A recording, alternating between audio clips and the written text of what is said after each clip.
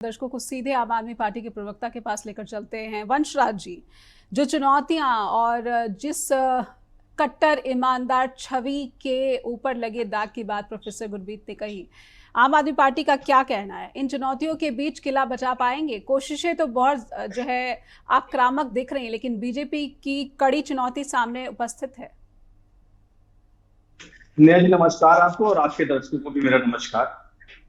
देखिए, मेरा ये मानना है, आम आदमी पार्टी का भी ये मानना है कि कोई भी चुनाव हो, वो चुनाव मुद्दों पर लड़ना चाहिए, जो कि आम आदमी पार्टी कर रही है। पिछले 2013 से लेकर 2024 तक हमने 3 टर्म में क्या क्या काम किए। माताओं बहनों को बस यात्रा देने की बात हो, मुफ्त में बिजली, पानी, शिक्षा, स्वास्थ्य, अस्पताल, यानी तमाम ऐसे हमने काम किए जो बुनियादी काम थे, जो दिल्ली में मुझे लगता है 20 साल 25 साल पहले हो जाने चाहिए थे जी। लेकिन अब दुर्भाग्य यह है कि दिल्ली के चुनाव में जहां एक तरफ आम आदमी पार्टी पॉजिटिव कैंपेन कर रही है, अपने जो काम किए हैं उसको बता रही है, दूसरा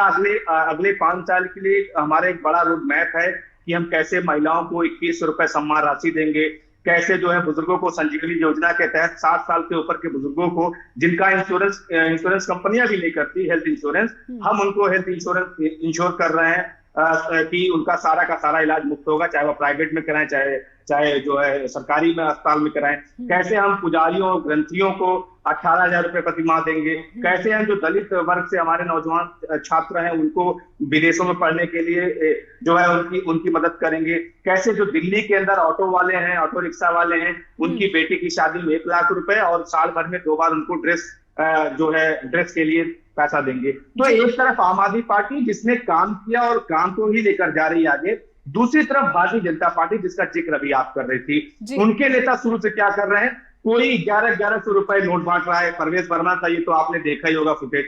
कोई 1100 रुपए नोट बांट रहा है, कोई सरेआम कभी प्रियंका गांधी जी को गाली दे रहा है, कभी दिल्ली के मुख्यमंत्री आदित्य जी को गाली दे रहा है। रमेश भिदोड़ी की बात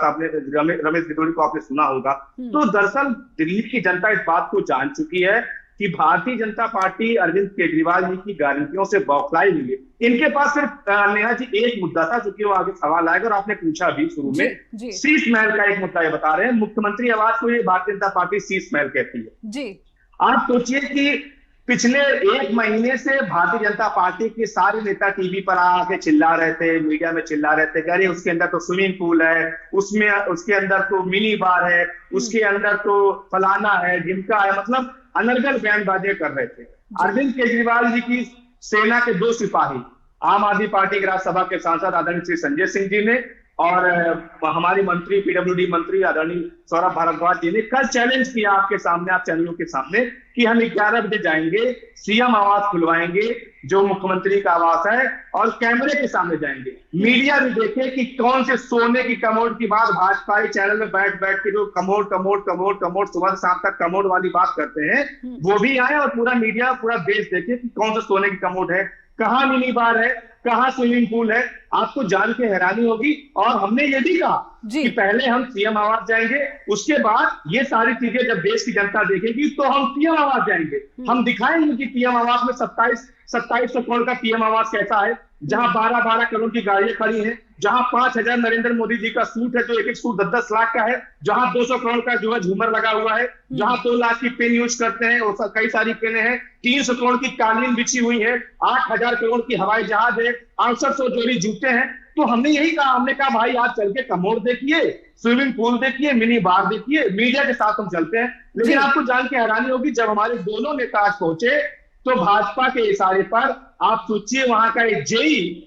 पूरी पुलिस फोर्स लगाकर कह रहा है कि आपको अंदर जाने की कोई परमिशन ही नहीं। तो भाजपाइयों, मुझे लगता है कि आज आपको कालिक लगाकर चेहरे पे घूमना चाहिए। मीना जी से समझ जिस शीश महल की मैं कंक्लूड कर